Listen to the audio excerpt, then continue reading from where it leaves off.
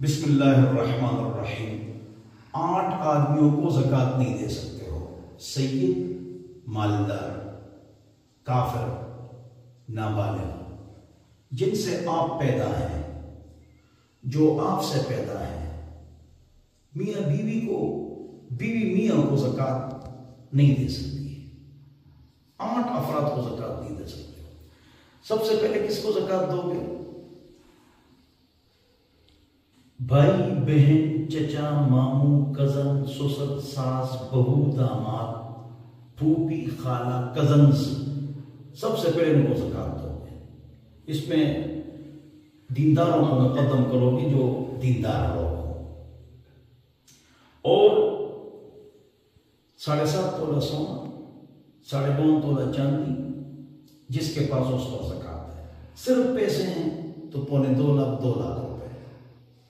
سال گزر جائے تب ہر چیز کی قیمت فروخت پر زکوٰۃ ہے۔ ہر چیز کی قیمت فروخت پر زکوٰۃ، جس قیمت پر بیچو گے۔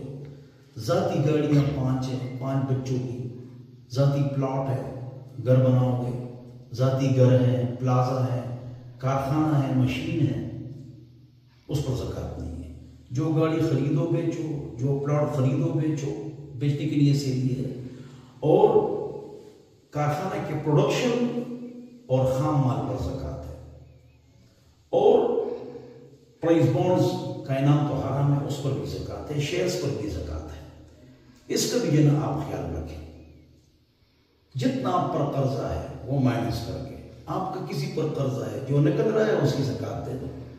لیکن اگر آپ بعد میں زکوٰۃ دیں تب بھی جائز ہے۔ جس کو زکوٰۃ دو اس کو بتانا ضروری نہیں ہے۔ قسط وار بھی دے سکتے ہو۔ قسط وار ہر مہینے 2 سال بعد بھی زکوٰۃ دے سکتے ہو، اگر 2 سال کا عرصہ گزر چکا ہے۔